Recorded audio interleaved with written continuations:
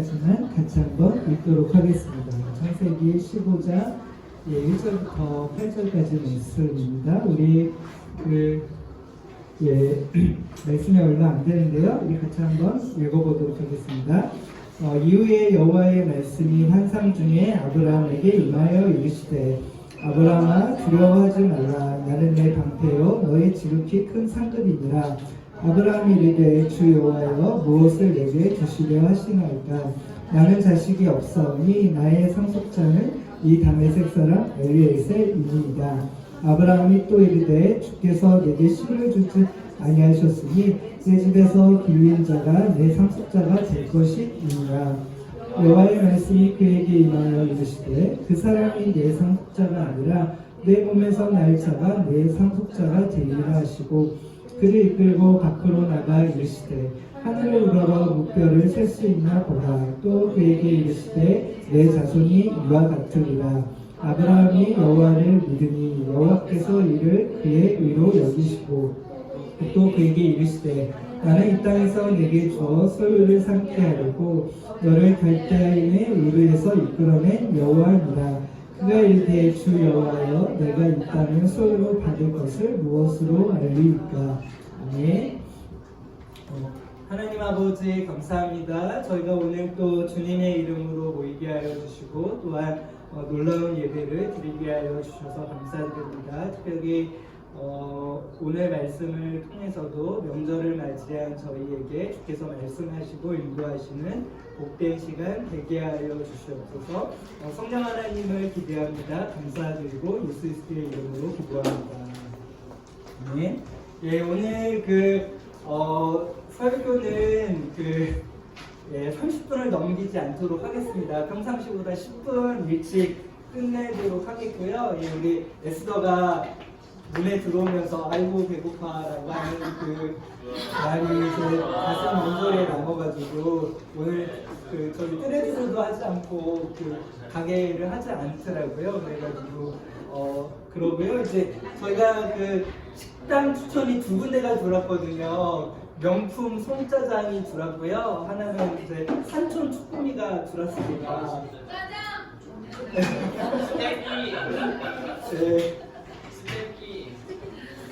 네, 그래서 두 군데가 들어왔는데 지금 되게 뜨겁네요. 되게 뜨거운데. 아무튼 쭈꾸미는 대기 시간이 좀 길긴 하는데 가면은 이제 세트로 다 나오거든요. 세트로 다 나오고 커피까지 해결이 되고 그래서 이렇게 안 매운 게 있는데 조금 맵기는 하죠. 그래서 추천 메뉴고요. 추천 메뉴고 또 이제 우리 양현준 여사가 명품 송짜장을 또 추천해줘가지고 그렇습니다. 아무튼 일단 어떻게 결정할지는 지금 양분되는데 제비뽑기를 하든지 아니면 다수결을 따르든지 하도록 하겠습니다. 이제 2020년 새해 들어서 첫 명절이라고 할 수 있는 구정을 보냈습니다. 우리가 어릴 적에는 이제 명절이 기다려지고, 우리 지원관님 여기 히터도 꺼주시면 좋겠지만 감사하겠습니다. 명절에 받는 좀 세뱃돈이 우리한테는 이렇게 좋은 시간이었잖아요. 근데 이제 나이를 먹고 나서는 이제 명절이 부담스러워지고요. 이제 가족과 친척들을 오랜만에 한 자리에서 만나는 것이 이렇게 좋지만은 않는 시간이라는 것들을 저희가 이제 알게 되는 것 같습니다. 이렇게 가족이 우리에게 큰 기쁨을 주지만 또 한편에서는 부담이 되는 것도 사실이고요. 이제 모든 가족에는 저마다의 사연을 가지고 있기 때문에 그렇다고 생각하거든요. 오늘 읽은 우리 창세기 15장의 아브라함의 가정에도 좀 사연이 있었습니다. 좀 어떤 사연이 있었습니까? 하나님의 약속에 따라서 이제 가나안 땅에 정착해서 산 지가 한 10여 년이 지났거든요. 이 10여 년이 지났다는 게 꽤 많은 시간이 흐른 거예요. 그리고 그 10년 동안 무슨 일도 있었습니까? 이 조카 롯이 사개국 연합군 그 군대에 잡혀서 가는 일들도 있었는데 아브라함이 이제 집에서 훈련된 318명을 데리고 가서 기습 공격으로 구출해 오는 일들도 있었습니다. 이제 아브라함이 한 10여 년 정도 가나안 땅에 섰으면 이제는 이제 가나안 땅이 제2의 고향이라고도 할 수 있었거든요. 그럼에도 불구하고 여전히 아브라함의 마음은 편치 않았습니다. 이제 15장 1절 말씀을 보니까 하나님이 아브라함에게 환상 중에 찾아오시거든요. 그러면서 뭐라고 말씀하십니까? 아브라함아 두려워 말라. 나는 너의 방패이고 상급이다. 이러면 이게 좀 우리한테 와닿지 않는데 좀 와닿게 한번 표현해 볼까요? 하나님이 아브라함한테 두려워 말라. 나는 너의 후원자이고, 나는 너의 그 보호자이다. 라고 하나님이 이렇게 말씀하신 것입니다. 여러분 이제 하나님이 아브라함한테 나는 너의 든든한 후원자이다. 너의 든든한 백이다. 너의 보호자이다. 라고 말씀하신 거거든요. 하나님이 여러분한테 그렇게 말씀하시면 여러분 어떤 마음이 드시겠어요?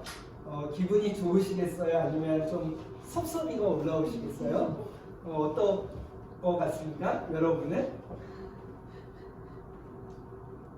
아무런 생각이 안 드실까요?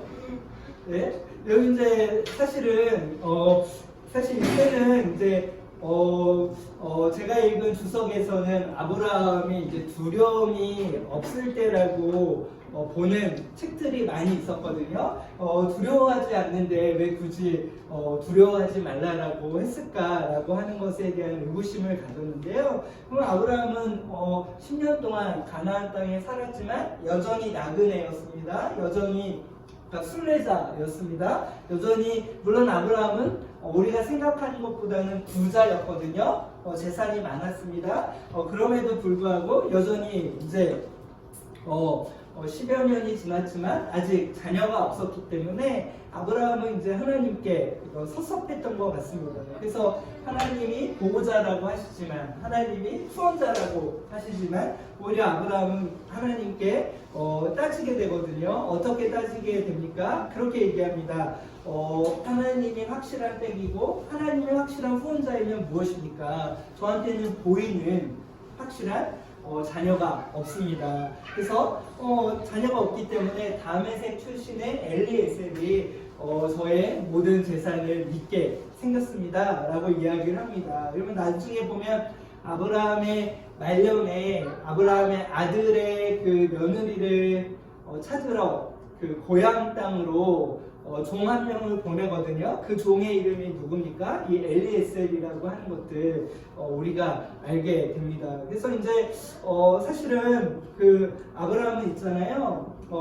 하나님이 말씀해 주시지만 하나님이 약속해 주시지만 여전히 자신의 가정에 있는 해결되지 않는 문제, 여전히 자신의 가족에 있는 자녀가 없는 문제를 가지고 하나님께 속상함을 알렸습니다. 여러분 이제 저도 이제 저저번 주에는 제주도를 갔다 오고 이번 주에는 이제 고향 땅에 이제 충청도를 갔다 왔는데요. 이제 제주도에 갔는데 제주도에 가자마자 하룻밤을 자고 둘째 날에 우리 아내 여동생이 갑자기 제주도에 3주 살았는데 자기한테 공황장애가 온 것 같다고 자기 남동생이 너무 술을 많이 마셔가지고 그 술을 밤에 많이 마시면 그 많이 마신 채로 막 얘기를 한대요. 근데 그 얘기를 받아주는 게 너무 힘들어서 갑자기 이렇게 갑자기 뭐라고 해야 되죠? 숨이 안 쉬어진다라고 하는 거예요. 그래서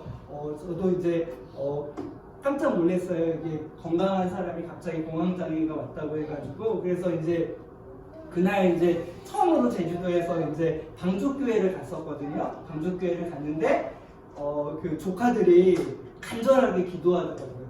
삼촌이 제발 술을 먹지 않게 해달라고 간절히 기도하고 그거를 관광객들이 보고 어떻게 이 꼬맹이들이 이렇게 간절히 기도하냐 사진까지 찍을 정도로 이렇게 되게 간절히 기도한 거예요. 그래가지고 이제 되게 큰일 났다 생각했는데 그 다음날 왜 숨이 안 쉬어지는지 알게 됐습니다.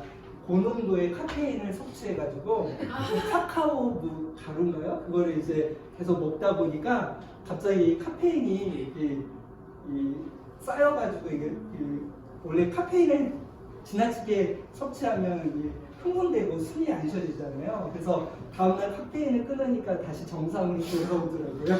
그래서 이제 공황장애가 아니어서 참 다행이다라고 하는 생각이 들었었는데, 제가 이제 왜 이야기를 하냐면, 그러니까 그 가족마다 사연이 있거든요. 가족마다 어려움이 있어요. 가족마다 힘든 여전히 기도하고 있지만 그 기도 제목이 응답되지 않는 일들이 있습니다. 이제 저희 그 처가 댁도 그렇고요. 저희 부모님 댁에도 그런 일들이 있고, 아브라함에게도 여전히 자녀가 없다라고 하는 것이 충분히 하나님 앞에 이제 섭섭할 수 있는, 또 하나님 앞에 불평불만할 수 있는 거리였습니다. 여러분, 그때 이제 사실 이제 하나님이 아브라함한테 해주신 것이 무엇입니까? 하나님이 그런 아브라함에 대해서 다그치지 않았습니다. 그런 아브라함에 대해서 뭐라고 하지 않았습니다. 오히려 아브라함을 데리고 하나님이 이 밖으로 나가십니다. 여러분, 밖에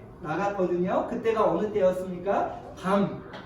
밤이었습니다. 이 밤하늘의 중동에 이제 별들이 가득 있었을 때였습니다. 이제 밤하늘의 별들을 세봐라라고 말씀하셨습니다. 여러분, 아브라함이 그것을 셀 수 없다라고 이야기했습니다. 그랬더니 하나님이 아브라함한테 어떻게 말씀하셨습니까? 너의 자녀가 이 밤하늘의 별들처럼 많게 될 것이다 라고 말씀하셨습니다. 여러분, 저는 지금 우리가 이 매일 성경으로 창세기로 아브라함의 여정을 묵상하고 있잖아요. 여러분, 지금 아브라함의 나이가 몇 세 정도 됐을까요? 제가 볼 때 한 84세에서 5세 됐을 거예요. 84세, 85세 되도록, 그리고 살아 나이는 74세, 75세예요. 여러분, 여전히 자녀가 없어요. 근데 밤하늘의 별들을 보면서 너의 자녀가, 너의 후손이 이렇게 많을 것이다 라고 이야기하면, 만약에 여러분 같으면 믿을 수 있겠어요? 아브라함 같은 처지라면 받아들일 수 있겠어요? 받아들일 수 없겠죠? 근데 여러분, 아브라함은 그것을 보고 있잖아요. 믿었다라고 합니다. 하나님을 신뢰했다라고 합니다. 여러분, 이제 이게요, 좀 사실 그런 것 같아요.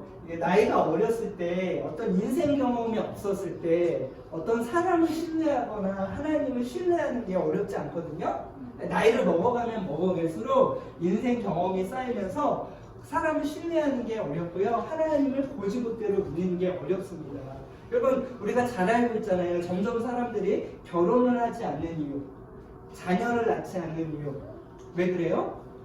결혼을 하면, 자녀를 낳으면 고생한다라고 하는 거예요. 힘든 것들을 많이 번다라고 하는 거예요. 그래서 점점 이 대한민국의 비혼 국가들이, 비혼 사람들이 많이 늘어나고 있거든요. 근데 그럼에도 불구하고 아브라함은 하나님을 믿었습니다. 하나님을 신뢰했습니다. 여러분, 어떻게 보면 여전히 하나님이 우리한테 원하시는 것은 있잖아요. 우리가 유능한 것을 원하시는 것이 아니라 우리가 어떻겠죠? 어떤 능력 있는 사람이 되는 것을 원하시는 것이 아니라, 정말로 하나님이 우리한테 원하시는 것은 하나님을 그대로 믿는 것, 하나님이 우리에게 주신 말씀을 그대로 받아들이는 것일 수 있습니다. 우리는 세상에 살면서 내가 유용한 존재가 되어야 된다라고 생각하고요. 내가 어떤 문제를 해결할 수 있는 능력을 키워야 된다라고 생각할 수 있지만, 정말로 하나님이 우리한테 바라시는 것은 나를 믿을 수 있니? 나를 신뢰할 수 있니? 여전히 나의 약속에 대해서 기댈 수 있니? 비빌 수 있니? 라고 하나님이 말씀하시는 것일 수 있습니다. 여러분 있잖아요. 하나님이 그것을 보시고 아브라함을 의롭게 여기셨고요. 하나님이 기분이 좋으셨던 것 같습니다. 여러분, 하나님이 한 걸음 더 들어가십니다. 하나님이 한 걸음 더 들어가셔서 어떤 말씀을 하십니까? 내가 너의 후손에게 이 가나안 땅을 기업으로 주겠다. 나는 너를 갈대아 우르에서 이끌어낸 하나님이다 라고 말씀하셨습니다. 여러분, 이게 있잖아요. 우리가 무슨 생각을 해봐야 되냐면, 가끔 우리는 스스로 좀 질문해 볼 필요가 있어요. 나의 믿음은 진짜 믿음인가? 나는 하나님을 정말로 올바로 믿고 있는 것인가? 그때마다 하나님이 항상 우리한테 확인시켜 주시는 것이 있거든요. 지금 하나님이 무엇을 확인시켜 주십니까? 나는 너를 갈대아 우르에서 이끌어낸 하나님이다. 나는 너의 자녀에게, 너의 후손에게 이 가나안 땅을 선물로 줄 것이다.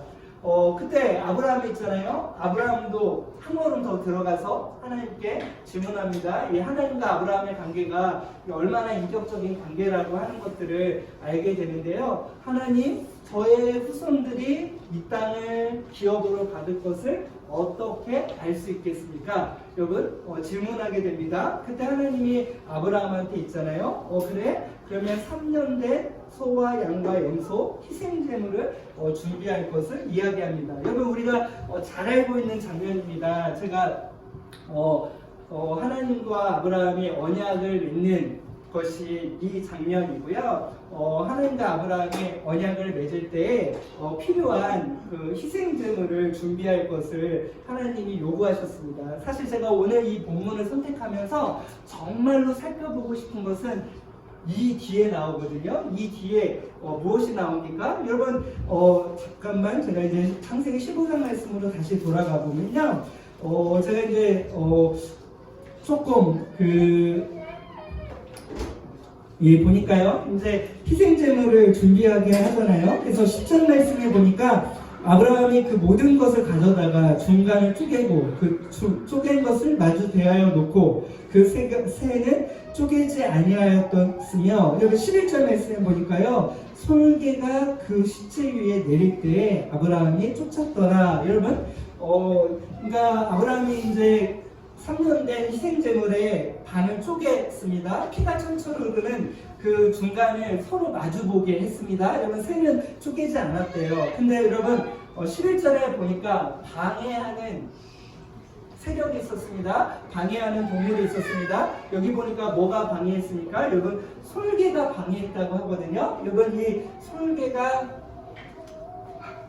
매라고 해야 되나요? 맹금류라고 해야 되나요? 여러분, 이제 제가 이제 시골에 내려가면서 올라오면서 매를 봐가지고 되게 반가웠는데, 가끔 아는 제가 고속도로에서 운전을 하면 좀 운전에 집중하려고 새 좀 보지 말고 그리고 이렇게 가끔 이렇게 딴지를 거는데요. 여러분, 이제 여러분, 여기서 말하는 이 솔개가 있잖아요. 여러분, 다른 성경에서 보니까 이방 민족, 이방 세력, 하나님이 선택하신 그 민족을 방해하고 해코지하는 대표적인 동물로 있잖아요. 솔개가 쓰였다라고 합니다. 여러분, 지금 있잖아요. 이게 뭐예요? 하나님과 아브라함이 약속을 맺는, 하나님과 아브라함이 언약을 맺는 이 중요한 자리에 누가 방해를 했다는 거예요?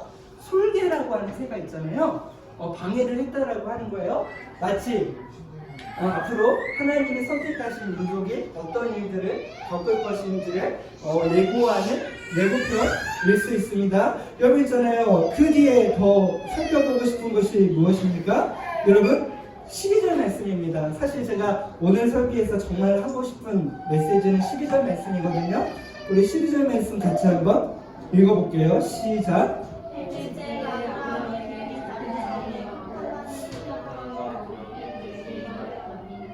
여러분 있잖아요. 여기 보니까요. 지금 이 순간이 어떤 순간이냐면, 아브라함에게 있어서나 하나님에게 있어서나 가장 중요한 순간일 수 있어요. 왜 가장 중요한 순간일 수 있어요? 언약을 맺는 자리예요. 그리고 하나님과 아브라함과의 이 공식적인 관계를 표명하는 그런 자리예요. 근데 여러분, 이 자리에서 아브라함이 잠을 자면 돼요, 안 돼요? 여러분, 이 중요한 순간에 잠이 오면 돼요, 안 돼요? 그럼 어떻게 생각하세요? 잠을 재우신 거 아니에요? 역시 놀라운 정확한 재우신 겁니다.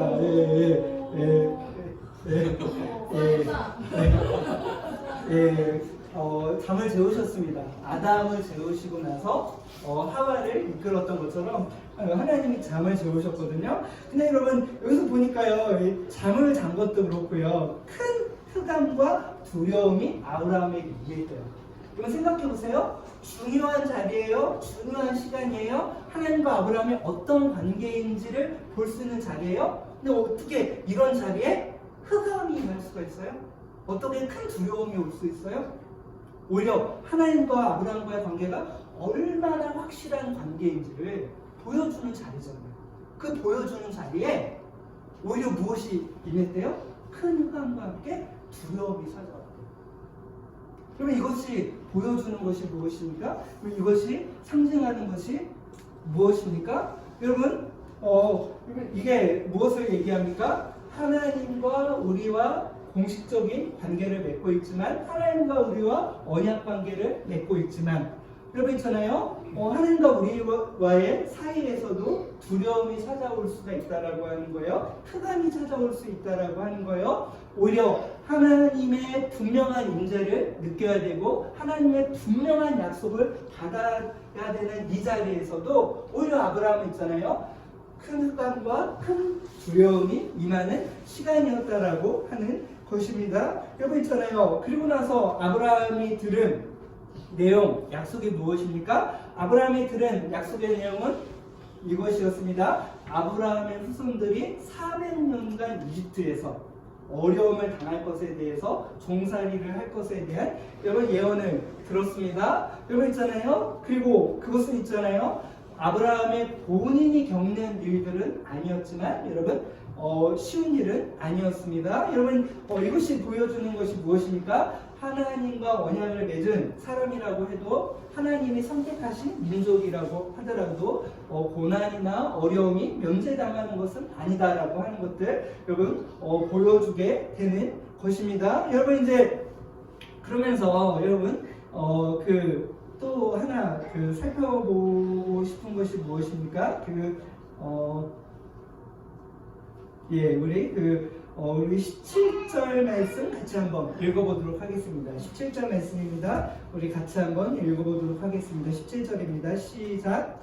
해가 져서 어두울 때 연기나는 화로가 보이며 하늘의 뿔이 하늘의 고기 사이로 지나가더라. 여러분 있잖아요. 해가 져서 어두울 때 연기나는 화로가 보이며 타는 횃불이 쪼갠 고기 사이로 지나가더라. 여러분 있잖아요. 이제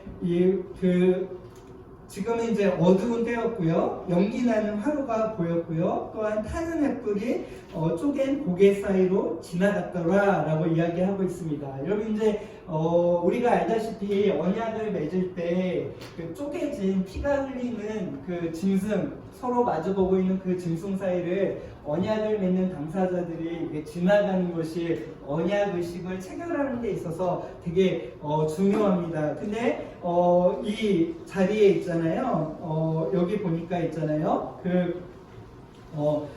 화로가 보였고요. 타는 횃불이 쪼갠 고개 사이로 지나갔다라고 합니다. 여러분, 제가 여기서 또 하나의 질문을 던지고 싶은데요. 무슨 질문을 던지고 싶냐면 왜 횃불만 지나가지 않고요? 타는 회로를 그 화로를 보면서 보이게 됐고요. 그 다음에 횃불이 지나가게 됐을까요? 여러분, 단순히 불만 지나간 것이 아니라 여러분 이 불이 상징하는 것은 하나님이라고 모든 성경학자들이 얘기하거든요. 이 횃불만 지나가지 않고요. 이 타는 회로가 보였습니다. 왜 타는 회로가 보이면서 횃불이 지나갔을까요? 물론 그 타는 회로에 횃불이 지나가는 것일 수 있지만 혹은 요것도 있잖아요. 주석가들은 어떻게 이야기를 하고 있습니까? 이 화로라고 하는 게 나중에 이집트에서 이스라엘 백성들이 노예 생활을 하는 데 있잖아요. 벽돌을 굽는 데 있어서 반드시 필요했던 것이라고 합니다. 그래서 마치 그것을 보여주는 것처럼 이 타는 연기나는 회로와 함께 이제 타는 횃불이 지나갔다라고 하는 것입니다. 근데 여러분 있잖아요. 제가 이제 무엇을 얘기하고 싶냐면 지금 하나님과 아브라함이 동시에 지나가야 되는 자리에 하나님은 횃불로 지나가고 있었거든요. 근데 여러분 아브라함은 지나가지 않았습니다. 여러분 언약이라고 하는 건 상호 책임이거든요. 상호 쌍방간에 관계를 깨뜨렸을 때 그 관계를 깨뜨린 것에 대해서 책임을 져야 되는 것인데요. 지금 하나님은 아브라함한테 언약을 맺으면서 이 언약에는 하나님만이 책임져 주시겠다라고 이야기하는 것입니다. 여러분, 이 언약이 있잖아요. 얼마나 일방적인 언약인지, 얼마나 이렇게 상식 차원에서 상식 차원의 언약과 다른지 한번 말씀 하나를 찾아보도록 하겠습니다. 에레미야 34장 18절 말씀입니다.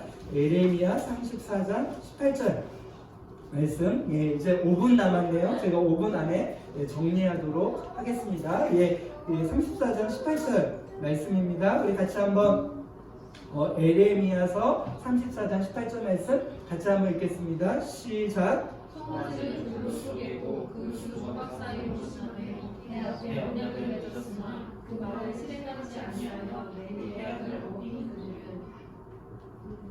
예, 19절도 읽을게요. 시작. 또 송아지 두 조각 사이로 지난 유다 고관들과 예루살렘 고관들과 내 지식들과 제사장들과 이 땅 모든 백성을. 예, 여러분 있잖아요. 여기 보니까 뭐라고 얘기합니까? 송아지를 두 조각으로 갈라놓고 내 앞에서 언약을 맺고서도 그 언약 조문을 지키지 아니하는 나의 언약을 위반하는 그 사람들은 내가 송아지와 같이 만들겠다라고 하나님이 말씀하신 장면이거든요. 여러분, 이게 있잖아요. 이게 일반적인 언약이에요. 언약을 지키지 않았을 때, 여러분, 지키지 않았을 때 지켰을 때는 축복이 임하지만 지키지 않았을 때는 뭐가 임해요? 저주가 임하게 되는 거고요. 어떻게 되는 거예요? 마치 희생제물이 쪼개진 것처럼 피가 흐르는 것처럼 여러분 그런 처벌을 받는 것이 언약을 지키지 않는 사람들한테 당연히 임하는 것입니다. 여러분 그래서 있잖아요. 모든 언약에는 책임이 따르는 거고요. 그 약속을 지키지 않았을 때, 그 책임을 지지 않았을 때, 여러분 그런 일들이 당연히 일어나는 것이거든요. 여러분, 제가 무엇을 이야기하고 싶은 것입니까? 여러분, 하나님과 아브라함이 맺은 언약은 일방적인 언약이었어요. 은혜로운 언약이었어요. 전적으로 하나님이 책임져 주신다라고 하는 것이었습니다. 여러분, 사실 하나님과 우리와의 관계도 이 아브라함과의 언약, 아브라함의 약속이 여전히 유효하다라고 하는 것이 이제 갈라디아서 3장에 보면 혈통적으로만 이스라엘이 아브라함의 후손이 아니라 예수 그리스도를 믿는 영적인 이스라엘 우리도 아브라함의 혈통이다라고 이야기를 합니다. 근데 제가 말씀을 마무리하면서 그 얘기를 하고 싶습니다. 무슨 얘기를 하고 싶습니까? 여러분 사실 저는 오늘 무엇을 집중하고 싶냐면 저희가 이렇게 명절을 보내지 않았습니까? 여러분 가족들과 시간을 보냈습니다. 여러분 물론 이 가족이 모이는 게 행복하고 기쁘면 좋겠지만 여러분 가족이 모이면 어려운 일들도 있기 마련이고요. 힘든 일들도 있기 마련이고요. 또한 우리가 가족과 친척들을 생각할 때마다 이렇게 한숨이 나오거나 탄식이 나오는 것들도 있습니다. 여러분 이제 제가 아까 그 아내 이제 남동생 얘기를 잠깐 했었는데 남동생이 늘 술을 마시면 저랑 얘기를 하고 싶어 하거든요. 꼭 저랑 얘기를 하면 꼭 도마복음에 대해서 얘기를 해요. 네, 그래서 이제 제가 도마복음에 대해서 잘 모르기 때문에 늘 저는 이제 그 술 마시면 한 얘기를 늘 반복해가지고 그게 조금 제가 힘들더라고요. 근데 제가 왜 힘든지를 나중에 이제 아내 여동생하고 얘기하면서 알게 됐는데 사실 저희 아버지가 교회를 나가기 전에 거의 알코올 중독일 정도로 늘 술을 마셨어요. 그래서 제가 저희 아버님이 그러니까 국민학교 3학년 때 교회를 나가셨는데 그 전까지 저희 집은 정말 불행했습니다. 그리고 늘 우울했어요. 늘 무서웠어요. 그래서 저는 좀 이렇게 그런 있잖아요. 중독자들 보면 뭐가 있냐면 화가 나는 겁니다. 근본적으로. 그래서 저도 잊어버렸던 제 옛날 과거들이 이렇게 떠오르더라고요. 여러분 이제 제가 이제 저희 집에 어려운 사연에 대해서 이야기를 했는데 여러분 이제 이게 저희 집뿐만 아니라 여러분 가정에서도 여러분의 친척에서도 어려운 일들이 있을 거예요. 그리고 우리가 미래를 생각할 때도 그럴 수 있고요. 그리고 여러분 우리가 조금 더 솔직하게 얘기해보죠. 여러분 확실히 보이는 비빌만한 언덕이 있으십니까? 확실히 보이는 어떤 손으로 만질 수 있는 어떤 뭔가가 확실한 게 주어진 게 있으십니까? 여러분 사실 없으시잖아요, 그쵸?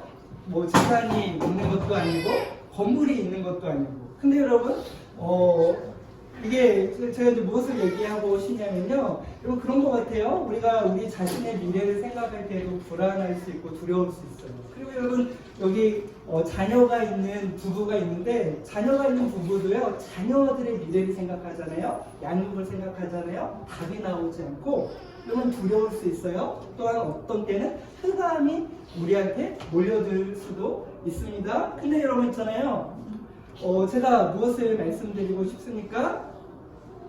그럼에도 불구하고 우리한테 확실하게 보이는 게 없어요. 미래에 답이 없어요. 자녀들을 생각해도 양육하는 데 있어서도 쉽지 않을 때도 있을 수 있어요. 근데 여러분 그때마다 우리가 붙잡아야 되는 것이 무엇입니까? 우리가 의지해야 되는 것이 무엇입니까? 하나님과 우리 사이의 언약은, 약속은 은혜로 맺어진 것이라고 하는 것입니다. 조건으로 맺어진 것이 아니라 무조건적으로 맺어진 것이라고 하는 것입니다. 그러면 우리 안에 어떤 질문이 있을 수 있어요? 여러분 왜 더 솔직하게 얘기해 볼까요? 왜 우리가 두려운 것일까요? 왜 우리에게 어둠이 찾아오는 것일까요? 왜 우리가 앞날을 생각하면서 막막한 것일까요? 근본적인 이유가 뭔지 아세요? 내 존재가 불완전하기 때문에. 내가 자녀를 양육하면서도 나의 그림자를 자녀들이 배울까봐 혹시 여러분 두려운 것입니다. 우리 가족에 좋지 않은 양력들이 우리 자녀한테 이어질까봐 여러분 그것이 두려운 것입니다. 근데 여러분 있잖아요, 하나님이 아브라함과 약속을 맺으시면서 아브라함과 하나님이 지나가셔야 될 그 짐승이 쪼갠 피가 흐르는 그 사이를 하나님은 횃불로서 지나갔지만 아브라함은 지나가지 않았습니다. 그럼 이것이 우리한테 보여주는 것이 무엇입니까? 우리가 의지할 수 있는, 우리가 붙잡을 수 있는, 우리가 기댈 수 있는, 비빌 수 있는 최소한 언덕 하나는 있다라고 하는 것을 성경은 보여주는 것입니다. 그것이 무엇인지 아십니까? 하나님과의 언약이라고 하는 것입니다. 하나님과의 약속이라고 하는 것입니다.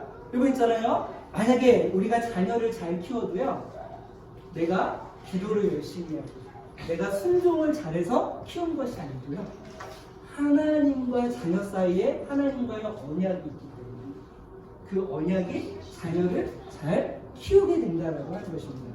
그럼 부부관계에 있어서도 우리가 무엇을 의지해야 돼요? 그럼 부부로 살다 보면 여기 있잖아요, 제일 많이 보는 것 중에 하나가 참 내가 이기적이다, 참 내가 나만을 위한다라고 하는 것들을 여러분 부부 관계에 있으신 분들은 많이 볼 거라고 생각합니다. 저만 그런 거 같은데 그만 얘기하겠습니다. 그래서 여러분 있잖아요, 이 부부 관계에도 은혜가 필요하거든요. 이 부부 관계에도 우리가 의지해야 되는 게 무엇입니까? 하나님의 언약을 우리 부부 관계를 맡길 수 있어야 됩니다. 그럼 우리의 가정도 하나님의 언약에 맡길 수 있어야 됩니다. 여러분 제가 말씀을 마무리하면서 그 얘기만 하고 싶거든요. 여러분 우리가 지호가 빨리 끝내자고 하고 배가 고프다라고 벌써 30분이 지나간 것 같습니다. 얘기하는 것 같습니다. 여러분 있잖아요, 사실 그거거든요. 우리가 처벌받아야 되고 우리가 판단받아야 되고 우리가 정죄받아야 돼요. 그것을 있잖아요, 희생제물로 피 흘리시고 몸 찢기시고 돌아가신 언약의 희생제물이 되시고 언약의 중보자가 되시는 예수 그리스도가 있기 때문에 여전히 하나님과 우리와의 관계가 유지되는 것입니다. 여전히 우리가 있잖아요, 그 언약을 통해서 우리 가정을 맡길 수가 있는 것입니다. 우리 자녀를 맡길 수가 있는 것입니다. 우리 배우자를 맡길 수 있는 것입니다. 여전히 우리가 우리 미래에 대해서 희망을 가질 수가 있는 것입니다. 여러분 사람을 보면 절대 희망이 생기지 않습니다. 가까운 사람을 의지해도 절대 희망이 생기지 않습니다. 네, 이 하나님의 은혜로운 언약과 예수 그리스도께서 우리를 위해서 하신 일과 그분이 십자가에서 몸 찢기고 피 흘린 것들을 생각하신다면 그 그것에 기댈 수 있고요. 그것에 비빌 수 있고요. 그것이 여전히 있잖아요. 우리 안에 은혜를 작동하게 한다라고 하는 것입니다. 그래서 여러분 있잖아요. 이 명절은 우리로 하여금 여러 가지 복합적인 생각들을 하는 시간이지만 또 한편에서는 다시 한번 하나님의 은혜 언약 안에 그분이 우리를 위해 하신 일 가운데 우리의 기도 제목을, 우리의 문제를, 우리의 가족들을, 우리의 모든 것들을 맡겨드릴 수 있는 시간이라고 생각합니다. 그래서 여러분 오늘 우리가 다 알고 있는 말씀이지만 좀 다시 한번 여러분 안에 어떤 두려움이 있으십니까? 여러분 안에 어떤 어려움이 있으십니까? 여러분 안에 어떤 흑암이 있으십니까? 오히려 하나님이 선택했기 때문에 두려움이 있을 수 있습니다. 흑암이 있을 수 있습니다. 가정에 문제가 있을 수 있습니다. 여전히 기도 제목이 있을 수 있습니다. 하지만 하나님과 우리와 맺은 은혜 언약은 절대로 깨어지는 언약이 아니다라고 하는 것들을 기억하시면서 오늘 말씀을 기억하시면서 우리 함께 기도하는 시간 우리 갖도록 하겠습니다. 우리 같이 기도하시겠습니다. 하나님 아버지 이 시간에 기도합니다. 하나님 아버지 이 시간에 나아갑니다. 하나님과 우리 사이에 맺은 언약에 대해서 우리가 다시 한번 기억하게 하여 주십시오. 우리에게도 여전히